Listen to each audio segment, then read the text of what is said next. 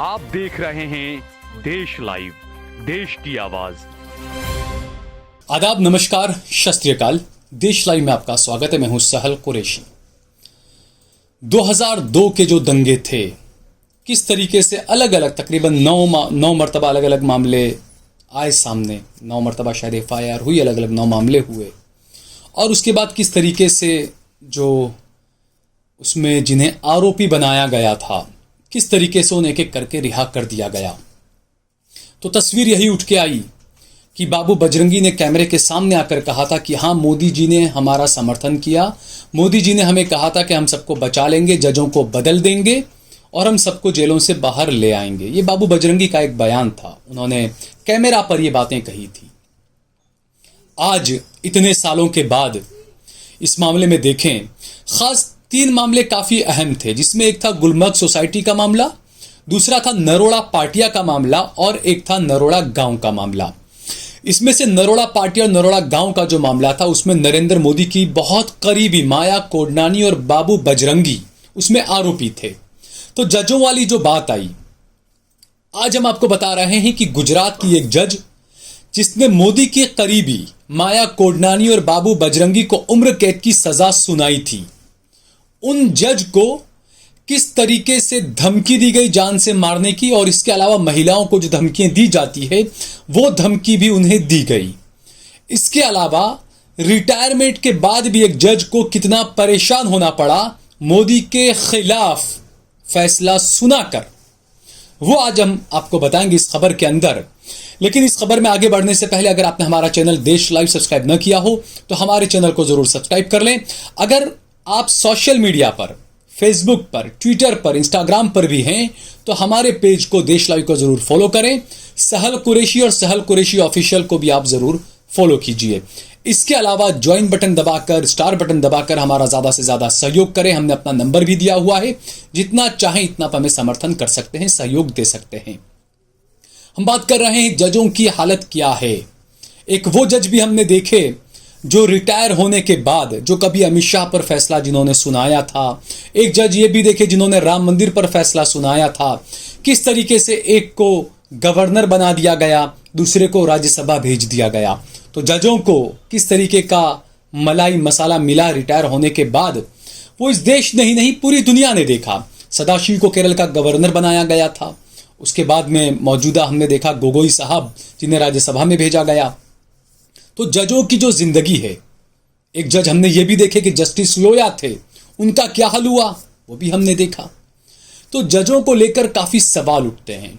हालांकि न्यायपालिका पर कभी सवाल नहीं उठने चाहिए, लेकिन यह दौर ऐसा है कि न्यायपालिका और कार्यपालिका दोनों के बीच में टकराव देखने को मिल रहा है, जहां पर सुप्रीम कोर्ट के जजों को बाहर आकर प्रेस कॉन्फ्रेंस करनी पड़ती है, जजों को कुछ बोलना पड़ता है। दूसरी तरफ कानून मंत्री कहते हैं कि ये कॉलेजियम सिस्टम जो है ये नहीं है, काम का बदलना चाहिए, इसमें बदलाव लाए जाने चाहिए। दूसरा, गृह मंत्री जी खड़े होकर कहते हैं कि सुप्रीम कोर्ट को ऐसा फैसला देना चाहिए जो फैसला सर्वमान्य, सब माने, ऐसा फैसला जिस पर अमल किया जा सके, ऐसा फैसला देना चाहिए। यानी वो ये चाहते हैं कि अदालतें सरकार के मुताबिक फैसला दे। गृह मंत्री तो यही कहना चाह रहे हैं। ये उन्होंने जल्लीकट्टू और कुछ ऐसे मामले थे, उस मामले में, सबरीमाला वगैरह के मामले में ये कहा था अमित शाह ने। लेकिन गुजरात दंगों का मामला, नरोड़ा पाटिया का एक मामला था जहां पर 97 मुसलमानों को जिंदा जला दिया गया था, काट दिया गया था, महिलाओं के पेट काट के उसमें से बच्चे भ्रूण निकाल लिए गए थे। उसका एक आरोपी बाबू बजरंगी कैमरा पर आकर कह रहा था कि हाँ, हमने ये सब किया, हमको बहुत मजा आता है मुसलमानों को मारने में। और साथ में उसने ये भी कहा था कि मोदी जी का हमको समर्थन है। मोदी जी ने कहा था मैं जजों को बदल बदल कर तुम सबको रिहा करा दूंगा, जेल से बाहर ले आऊंगा। और हुआ भी, कई जजों के तबादले भी हुए। हालांकि ये कह रहे हैं लोग कि भाई ये तो आम चीज़ है जजों के तबादले होना, लेकिन दूसरी तरफ ATS के जो लोग थे वो तमाम चीज़ें, कई सवाल तो उठते रहते हैं। तो ऐसे में एक लॉयर हैं, माफ़ कीजिएगा, एक जज रही हैं, अब तो रिटायर हो चुकी हैं वो, जिनका नाम है ज्योत्सना याग्निक। मोदी की सबसे करीबी माया कोडनानी और बाबू बजरंगी, जब नरोड़ा पाटिया के मामले में उनको नामजद किया गया और तकरीबन 69 या 67 इसमें आरोपी बनाए गए थे, उस वक्त ज्योत्सना याग्निक ने मोदी की करीबी माया कोडनानी और बाबू बजरंगी समेत जो लोग थे उन्हें उम्र कैद की सजा सुनाई थी तकरीबन 2012 में। निचली कोर्ट से यह सजा हुई थी। हालांकि बाद में हाईकोर्ट में यह मामला गया और हाईकोर्ट ने उन तमाम लोगों को बरी कर दिया। वो जज वो क्या कहती हैं, क्योंकि मौजूदा दिनों हमने देखा परसों नरोड़ा गांव के मामले में वहां पर 11 मुसलमानों को जिंदा जला दिया गया, काटा गया, और वहां पर भी यही आरोपी थे माया कोडनानी, बाबू बजरंगी समेत जो लोग थे, उन्हें कोर्ट ने, निचली कोर्ट ने बरी कर दिया। तो ऐसे में एक वरिष्ठ पत्रकार हैं टंडन साहब, उन्होंने जो उस वक्त जज रही हैं ज्योत्सना याग्निक, उनका एक इंटरव्यू किया है। वो साक्षात्कार में वो क्या क्या कहती हैं उस बारे में हम आपको बताते हैं, एक एक करके विस्तार से बताते हैं। ज्योत्सना याग्निक, जिन्होंने मोदी के करीबियों को गुजरात दंगों के मामले में सजा सुनाई उम्र कैद की, उस जज को, उस ज्योत्सना याग्निक को, जस्टिस डॉक्टर ज्योत्सना याग्निक, उन्हें धमकियां दी गई, उन्हें जान से मारने की धमकी दी गई, उन्हें उनके बेटे को जला देने की, मार देने की धमकी दी गई, महिलाओं को जो धमकी दी जाती है वो सब धमकी दी गई। और ज्योत्सना याग्निक बताती हैं कि बाकायदा लेटर पैड पर भी उनको धमकियां आई थी, फोन के जरिए भी उनको धमकी आती थी, उनकी कोर्ट में, ऑफिस में भी उनको धमकियां आती थी, उनके घर पर भी उनको धमकियां आती थी। ज्योत्सना याग्निक कहती है कि मुझे बार बार धमकियां दी गई, लेकिन आज तक उस मामले के अंदर कोई ये बात नहीं आई बाहर कि वो धमकियां किसने दी थी। आप सोचिए, इतना गंभीर, इतना संजीदा मामला, गुजरात दंगों से जुड़ा हुआ मामला, उसकी सुनवाई कर रही जज को जान से मारने की धमकी दी गई। आज 20-22 साल के बाद भी कोई उसमें वो आज तक बाहर नहीं आया कि वो धमकियां किसने दी है। सुनिए आप ये बात खुद जस्टिस ज्योत्सना याग्निक के मुंह से। धमकी भी आई थी और उस बहुत सारी आई थी, पर मुझे कभी डर नहीं लगा। दौरान भी आई थी, बाद में भी आई थी, लिखित आई थी, एक तो लेटर पैड पे भी आई थी। धमकियां बहुत थी। धमकियां सिर्फ मेरे जान को नहीं थी, मेरे मतलब पूरे अस्तित्व को थी, मेरे फैमिली को थी। धमकियां बहुत थी, ये बात अलग है। तो उन्होंने मुझे सिक्योरिटी दी थी, बाद में कम भी हो गई सिक्योरिटी, उसके भी कोई चिंता नहीं है। पर मुझे मरते दम तक ये रहेगा कि जिस सिस्टम में हम जीते हैं, इस सिस्टम में भले मैं डिस्ट्रिक्ट और सेशन जज ही हूं, मैं कोई बड़ी पदवी वाली हाई कोर्ट जज या सुप्रीम कोर्ट जज नहीं हूं, पर एक नागरिक हूं इस देश की। इसलिए मुझे हमेशा ये रहा कि ये किसने दी थी, वो इंसान को आपने क्या किया, वो इंसान को आपने ढूंढा कि नहीं, वो सब चीज डार्क में है। डॉक्टर साहब, ये धमकियां फोन पे भी आई थी? फोन पे भी आई थी, लेटर में भी आई थी, कोर्ट के एड्रेस पे भी आई थी और घर के एड्रेस पे भी आई थी। Because obviously at that time I was in a way public figure. तो मैं कहाँ रहती हूँ, कौन सी कोर्ट में बैठती हूँ, तो सबको पता था। तो वो जरूर से कागज की जो जितनी धमकियां उसकी कॉपी ले गए हैं। आगे क्या हुआ कम से कम मुझे पता नहीं है। इसलिए कभी कभी मुझे लगता है कि इससे तो अच्छा होता, एक नागरिक के तौर पे मैंने भी एक एफआईआर कर दी होती, तो कम से कम ये इन्वेस्टिगेट तो होता कि ये है कौन जो एक न्यायाधीश को भी ऐसी लिखित धमकियां देता है। डॉक्टर याग्निक, जब ये धमकियां आ रही थी तो धमकियां परिवार के दूसरे लोगों को भी थी? घर में क्या बातें होती थी, क्या डर होता था लोगों को? तब मेरे को डायरेक्ट ही आती थी, पर उसमें मेरे को धमकियां जो थी वो बहुत सारी थी। दूसरे केस में भी, या ये केस से कनेक्टेड होगा क्योंकि ये केस का बेल भी तब मेरे पास था, तो तब मेरे बेटे को जला देने की धमकी भी आई थी। मेरा एक बेटा है, तो ऐसी भी धमकी आई थी। और मुझे तो बहुत सारी मिली है, जिसमें मुझे मेरे परिवार को, मेरे शरीर को बहुत सारा मतलब लिखा है, कुछ पे अनशंट लिखा है। और मार देने की बात तो ऑलमोस्ट ऑल है। अगर आप उचित समझे तो क्या शब्दावली क्या थी, क्या टेक्स्ट क्या था उन धमकियों का, अगर आप उचित समझे बताना तो? ठीक नहीं लगता है, पर एक कॉमन था, मार देने की बात, खत्म कर देने की बात कॉमन थी। दूसरी, जान हाँ, से? दूसरी तो मैं लेडी हूँ जान से मार देने की। दूसरी तो मैं लेडी हूँ, उस बारे में भी अशोभनीय भी था। कोई कोई धमकी के लेटर में कि हम आपको ये कर देंगे, वो कर देंगे। जहां तक मुझे याद आ रहा है कि आपने उस वक्त एसआईटी को इन्फॉर्म किया था और उनको सारे जी, दस्तावेज, मैंने चिट्ठियां, जिन फोन नंबर धमकी आती थी वो सारे फोन नंबर उनको दिए थे।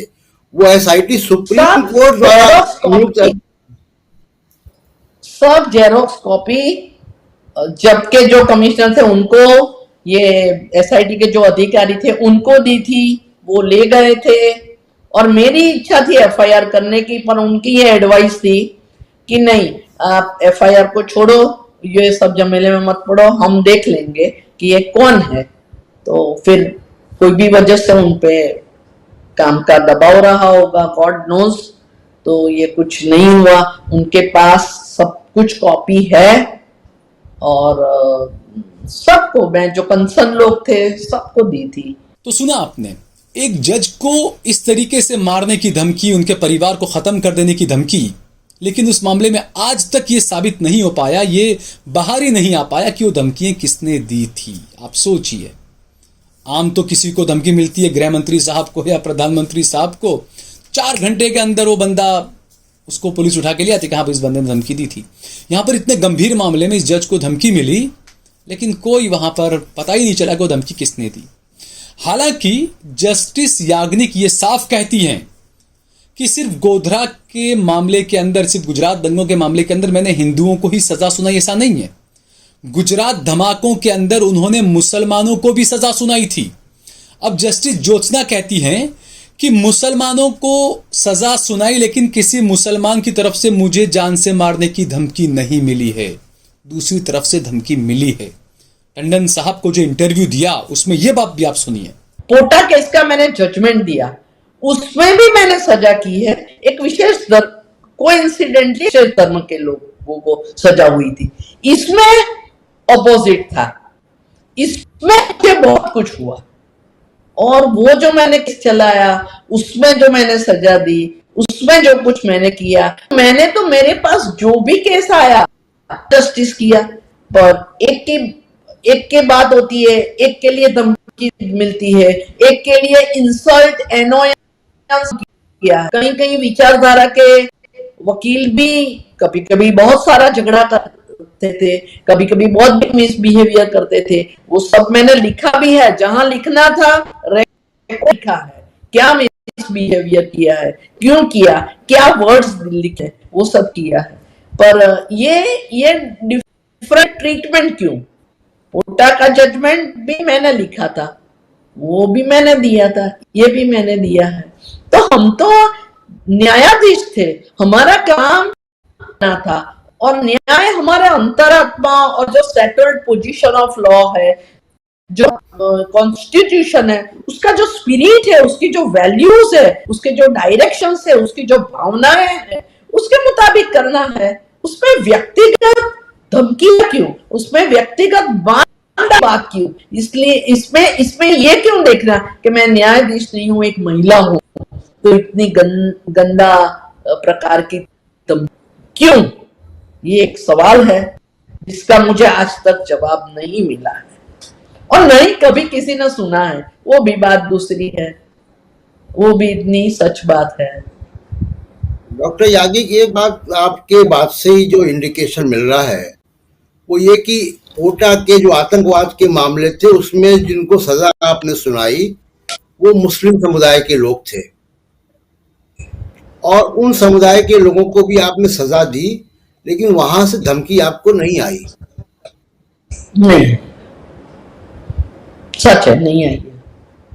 तब मुझे धमकी नहीं मिली है। तो वहां भी मैंने सजा दी। आपको वहां पे धमकियां आई जब बजरंग दल या दूसरे लोगों के एक्यूज को सजा आपने सुनाई, तब आपको धमकियां आई। प्रोसेस में भी आई, बाद में भी आई। और दोस्तों आप सोचिए, बात यहीं पर खत्म नहीं हो जाती है।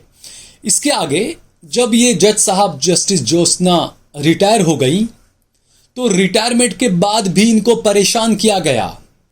एक तो होता है ना, जैसा मैंने शुरुआत में बताया कि रिटायर होने के बाद जिसने अमित शाह के फेवर में फैसला सुनाया, जिसने राम मंदिर के फेवर में फैसला सुनाया, उन तमाम जजों को तो मलाईदार चीज़ें मिल गई। किसी को पद मिल गया, किसी को राज्यसभा की सीट मिल गई, किसी को कहीं कमीशन का कहीं अध्यक्ष बना दिया गया, प्रमुख बना दिया गया, चेयरमैन बना दिया गया। ये तमाम चीज़ें हुई, लेकिन जस्टिस ज्योत्सना याग्निक को कहीं पर भी रिटायरमेंट के बाद में कोई ऑफर नहीं किया गया, कोई पद कहीं उनको नहीं मिला। उल्टा ये एकेडमिक उससे आती थी, ये लॉ कॉलेज में पढ़ाने लगी रिटायरमेंट के बाद में, तो उस लॉ कॉलेज के जो मालिकान थे उन पर प्रेशर आया। उस लॉ कॉलेज के मालिकान ने जस्टिस ज्योत्सना से कहा कि आप रिजाइन कर दीजिए, हम आपको अपने यहां पर जॉब पर नहीं रख सकते हैं, ऊपरी लेवल से हमको प्रेशर आ रहा है। जो हम बोलते हैं ना, हम जो खून जलाते हैं ना, कैसा हो रहा है, लोगों को दबाया जा रहा है, लोगों को प्रेशर किया जा रहा है।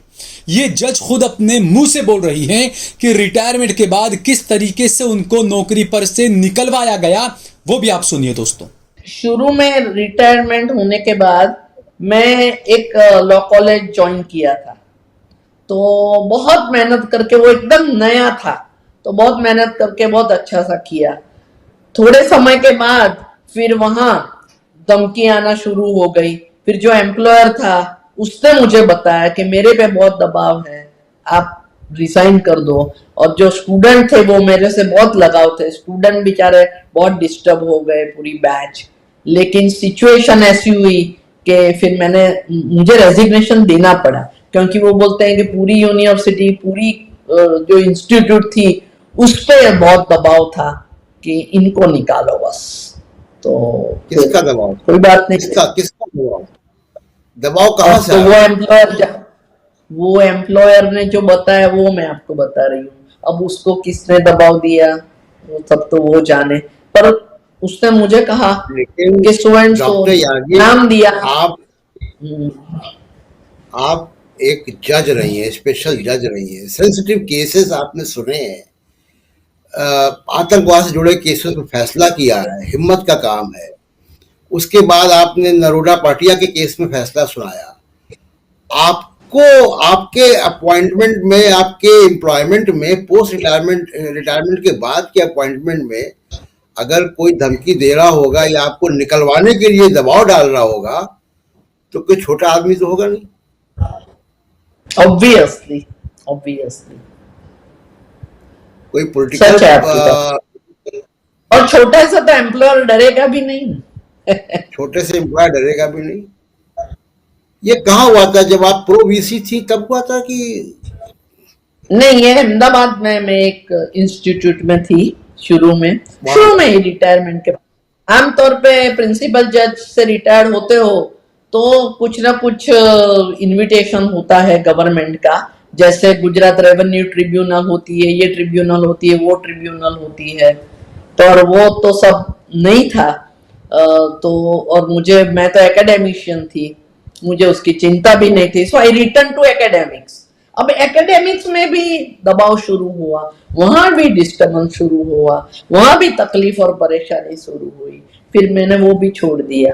आप रिटायर्ड हो जाओ, उसके बाद आपको कुछ न मिले और आप जहां भी काम करते हो वहां डिस्टर्बेंस पैदा किया जाए, वहां से आपको जॉब छोड़नी पड़े या वो एम्प्लॉयर पे दबाव आए, ये सब जो चीजें हैं वो कौन देखेगा एक सेशन जज के लिए? जब कोई हिम्मत करके अपना धर्म ठीक से बजाता है तो कहीं पे कॉग्निजेंस, कहीं पे कुछ, ये क्या जरूरी नहीं है?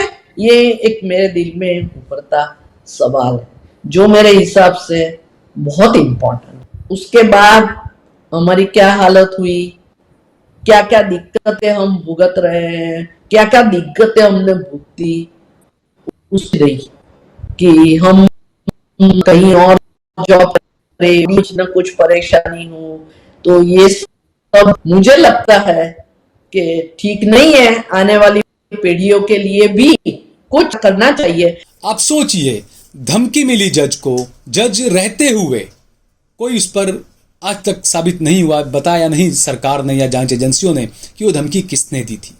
दूसरा, रिटायरमेंट के बाद में नौकरी पर से इनको निकलवा दिया गया। यहां तक भी कम लगा, जहां पना को यहां तक भी कम लगा। उसके बाद में जब इन्हें जो Z+ सिक्योरिटी मिली हुई थी, क्योंकि बम ब्लास्ट के मामले में इन्होंने मुसलमानों को भी सजा सुनाई है और हिंदुओं को दंगों के मामले में सजा सुनाई है, तो इन्हें Z+ सिक्योरिटी मिली हुई थी।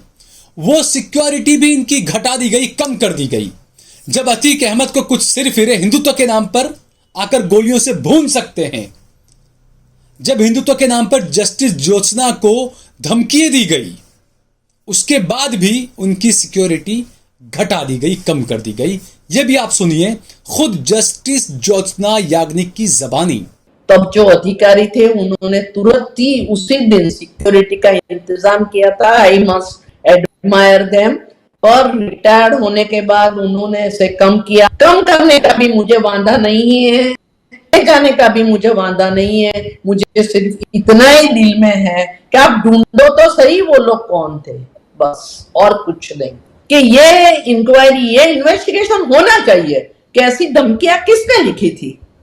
जब हम इतने बड़े बड़े केस का इन्वेस्टिगेशन कर सकते हैं, तो एक न्यायाधीश को जिसको ऐसा केस चलाना है, उसको ऐसी धमकियां मिलना दूसरे जजों के लिए बहुत निराशाजनक संदेशा दे रहा है। तो ये किसने किया था?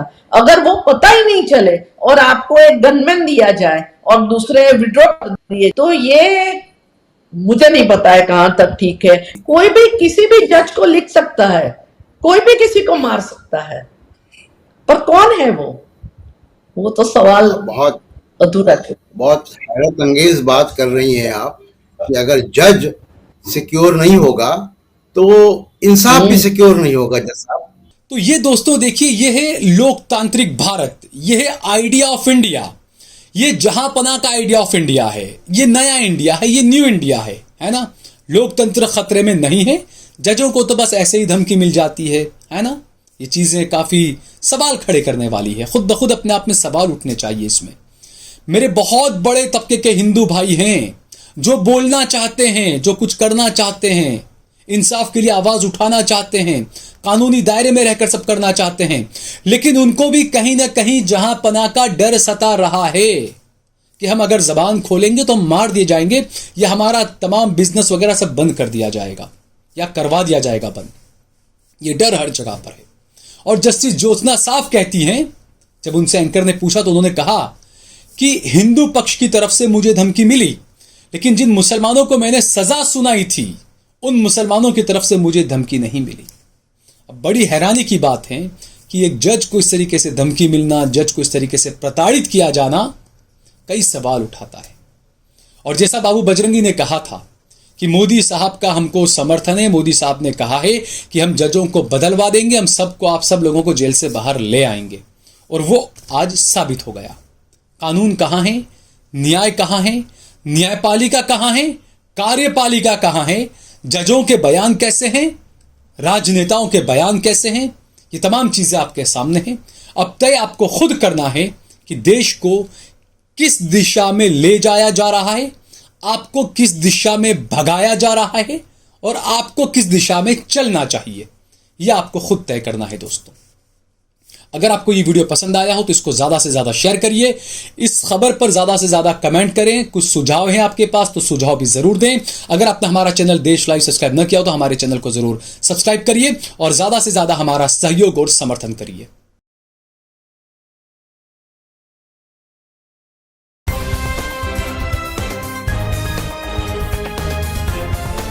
देश और दुनिया की तमाम छोटी और बड़ी खबरों के लिए हमारे चैनल को सब्सक्राइब करना न भूलें और बेल का बटन जरूर दबाएं।